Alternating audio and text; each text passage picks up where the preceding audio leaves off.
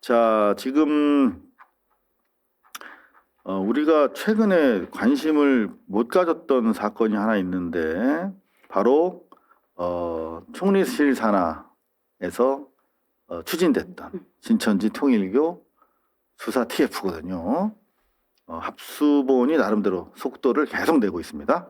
합수본 국힘 당원 명부 확보 신천지 의혹 수사 속도 내나? 네, 요거 어제 내란당이 장외투쟁한다고 나간 청와대로 사이에, 소풍 갔을 때 그 사이에 서버 관리 업체를 압수해가지고 네.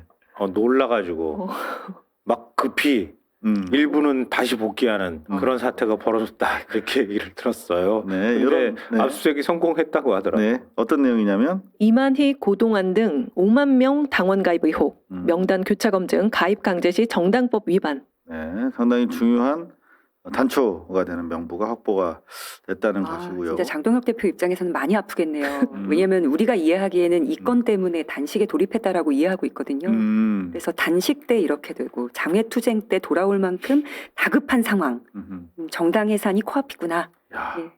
이거 뭐 이래도 해산이고 저래도 해산이고, 예?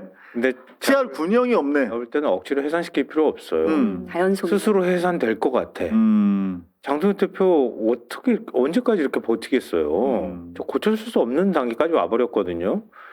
지방선거 참패하면 그냥 당시 쪼개든가 그냥 다 우리 해쳐모 해버립시다. 그냥 해산해버립시다. 이런 소리 나올 것 같아. 사실 기대하기로는 어차피 해산될 거니까 그 좀 지방선거 전에 해산이 좀 됐으면 만약에 이 상태로 선거를 했어. 그런데 이게 해산이 되면 어떻게 되는 거죠? 뽑아놨는데 여기서 공천해가지고 재보궐 걱정을 하시는군요. 혹시 그런 상황이 또 벌어질까? 옛날에 통진당이 그랬잖아요. 어떻게 되는 거죠? 국회의원 자격 잃었잖아요. 네. 그러니까 나중에 가서. 응. 그러니까 시장 이런 사람들도 그렇게 될 수 있죠. 사라지. 근데 그거는 이제 헌재 결정이 나와야 되니까 시간이 많이 걸리죠. 아니, 그렇게까지. 그래서 좀 우리 국부를 또 아끼기 위해서. 좀 기대를 이건 했는데 진짜 갑자기 여기 악마가 이렇게 올라오려고 그랬어요. 왜? 해산하지 말고 그냥 가만히 계속 있었으면 좋겠어. 그래서 중심 정당으로 계속 이렇게 살아남아주면 그러면 집권 가능성도 떨어지고 민주당만 정신 바짝 차려가지고 이재명 대통령 국정 잘 끌고 나가면 더 훨씬 이렇게 길게 그렇게 할 수 있잖아요. 단기 집권에 갑자기 악마가 툭 하고 나와가지고 네. 그렇게 얘기하고 김상환 있으면 평론가님은 제가 오랫동안 이렇게 배웠지만 정말 착하신 분이야. 정말 바른 생활에 착한 분인데 그러면 안 되는데 이렇게 하지 말라 그랬는데 네. 저보고 사실 우리도 사실 그런 생각이 우리는 자주 하잖아요. 아, 저것들 확 그냥 계속 좀 어떻게 됐으면 좋겠다 막 그런 당사 팔고 400억 환수하고 이러면 그게 좋겠다 싶죠. 진짜 우리가 사실 뭐 내란당이니까 뭐 정당화되는 면도 있는데 우리 이제 못된 얘기들 많이 하거든. 근데 정말 착하셔서 그런 얘기를 감히 이렇게 얘기하면 자기가 이렇게 죄 짓는 것 같은 간판은 그런 떼지 자의식이 말자 있어. 말씀이죠. 혹시 따님 있지 않아요? 아니요 없어요. 없어요? 갑자기. 아니 어제 제가 보통 딸이 아빠가 저러지거든. 아니요, 어제 카이스트 뭐 교수님하고 밤늦게까지 술 마셨는데 네. 그분이 그러는 거야. 너는 참 논리적이야. 근데 결론이 너무 뻔해. 아니, 예측 가능한 그거를 좀- 거니까. 그걸 바꿔야 해. 진짜 스승이다. 예. 그걸 어떻게 바꿀 것인가 그걸 고민해라. 약간 좀 제가 스스로 바뀌려고 노력해야 될 거. 근데 그 선생님의 네. 말씀은 진짜 예측 불가능한 말씀이었네요. 그러니까 네. 장성철 소장을 배워야 되나 어떻게 해야 되나 지금 어떻게 해야 되는 거야? 아니, 유시민 작가를 따님이 따라가야 있냐고 여쭤봤는데 따님 말씀하십니다. 어찌됐든 간에 신천지도 속도 내고 있고 통일교도 속도 내고 있는데 일본도 갑자기 또 통일교 속도가 나네요. 일본 통일교 청산 절차 돌입. 일본 고법 통일교 법인 해산 명령 정당. 지금 이게 2심이 가 있는 것 같은데 맞네요. 서울경제. 아베 암살로 들끓었던 일본 통일교 청산 절차 시작. 2심 서도 해산 명령 유지. 이거 돈이 엄청날 텐데 JTBC. 일본 법원 통일교 해산 명령 1조 원대 자산 청산 시작. 더 될 것 같은데. 더 될 텐데. 그렇죠. 지금 한국 통일교에서 요거 막 재판 시작할 때 자금 동결된 상태에서 어떻게든 막 돈 끌어 당겨 오려고 이런저런 프로젝트를 했던 그런 얘기를 들었는데 자, 이 와중에 재밌는 인터뷰가 있었어요. 이 기사들 많이 보셨나? 문화일보? 어머니 한학자 총재는 측근들에 이용당했다. 통일교 해체해야. 운현진 요 친구가 아. 삼남이지 삼남. 음. 요 양반이 지금 이제 엄마 쪽 그 측근들이랑 지금 싸우고 있잖아. 통일교 해체해야 된다고. 해체가 되겠어요. 지금 방향을 보면 상당히 그런 방향으로 가고 있다라고 하는 생각이 듭니다. 자, 요거 우리 또 좀 짚어봐야 될 것 같은데 지금 뭐 내란 재판을 얘기를 할까요? 아니면 사법개혁 얘기를 좀 할까요? 내란 재판부 지금 재판이 이제 시작이 됐는데 요거 좀 검토를 해보겠습니다. 윤 내란 우두머리 2심 서울고법 형사 12의 일부 배당 1심 선고 13일만. 어제 걱정입니다 이거. 우리 추미애 장군도 걱정을 표시하시던데. 12부여서 더 걱정인 거죠. 요게 이제 소위 말하면 엑기스잖아요. 내란 우두머리 혐의가.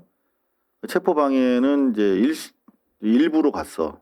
거기가 좀 제대로 한 재판부라고 하는데 이게 사실은 핵심인데 내란 우두머리 재판이 여기서 진행되면은 아무래도 외환 나중에 뭐 이제 2차 특검을 통해서 기소되더라도 또 이쪽으로 갈 확률이 높지 않겠습니까? 이게 그렇죠. 고난이니까. 예. 그렇게 될 가능성이 높죠. 근데 어떻게 내다보세요? 근데 지금 지휘부에서 뭐, 제대로 할 수 있을까? 벌써부터 직위원 판사가 이 선고할 때 했던 논리를 그대로 갖고 와가지고 윤석열이 자기 체포 방해 혐의와 관련해서 그러니까 그 정당히 특수고문 집행 방해 혐의와 관련해서 직위원 논리를 그대로 갖고 와가지고 얘기를 한다 그러잖아요. 그러니까 형사 12부 우리가 우려했던 것처럼 그런 현상이 나오는 거 아닐까 좀 걱정이 되긴 하는데요. 네. 근데 직위원 판사가 했던 모습들 국민들이 공부를 하는 거 다 봤는데 이전처럼 할 수 있을까? 그래도 명색이 고범인데 더군다나 대등재판부잖아요 이건. 그러니까 부장판사 한 명이 자기 마음대로 좌지우지하기 쉽지는 않을 거예요. 그러면 좀 예의주시하면서 지켜봐야 될 것 같습니다. 그래도 그 대등재판부라는 측면에서 좀 더 그래도 좀 다행스럽다 이렇게. 네, 그건 좀 다행스러운 거죠. 그러니까 서로 각자 다 자기 목소리를 낼 수 있으니까요. 자, 프레시안. 여전히 황당 주장. 윤 병력 투입 최소화하려 국무위원 전원 소집 안 해. 자, 지금 김성환 평론가님께서 우려하셨던 대로 이런 식으로 나오고 있는데 지금 지난 2월 19일 1심 직위원 선고 당시에 우리 추미애 위원장께서 이렇게 지금 우려를 하셨었단 말이에요. 반면에 12부는 굉장히 이상한 판결이 있었어요. 만약 재판부 배정이 이상하게 되면 이 상태에서 감경을 해줄 수도 있는 거예요. 그렇죠. 상당히 위험한 상태에서 2심으로 넘어갔고 위험한 재판부에 배당이 됐기 때문에 더 걱정이 되는 거는 조희대 대법원장의 발언인데 네. 개별 재판 악마화될까 우려스럽다라는 이야기를 했거든요.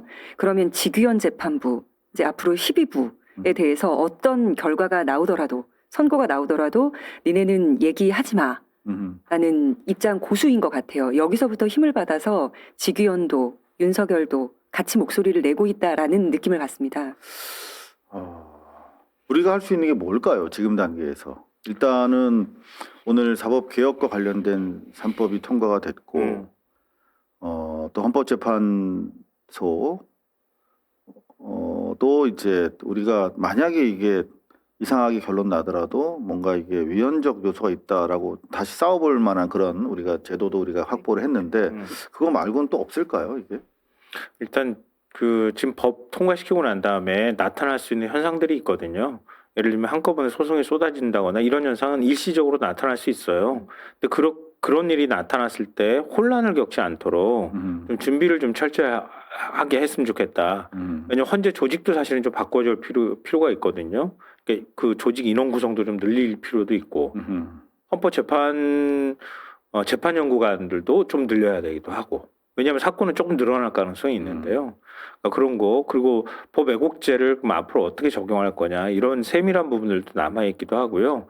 무엇보다도 대법관 증언 문제가 남아 있는데 대법관을 1년에 4명씩 지금 증언해야 되는 상황이잖아요. 네. 그러니까 그럴 때 대법관 한 명한테 딸려가야 되는 이 재판연구관 숫자도 많고 그러면 또 이쪽에서 빼가지고 대법원으로 보낸다고 하는 반발도 있을 수 있고 그러니까 전체 1, 2심 판사 수를 어떻게 유지할 것인지 이런 부분에 대한 디테일함이나 이런 게 좀 필요할 것 같아요. 그러니까 하는 과정에 진통이 있을 수 있는데 사실 그 내란 극복을 위한 이제 그 사법 절차에 대해서도 우리가 사실 신경을 써야 됩니다만 방금 말씀하신 것처럼 우리가 후속적으로 챙겨야 될 부분들이 상당히 많다. 그리고 오늘 뭐 사법개혁 관련된 법안 의결 과정에서 우리 추미애 그리고 김용민 의원 그다음에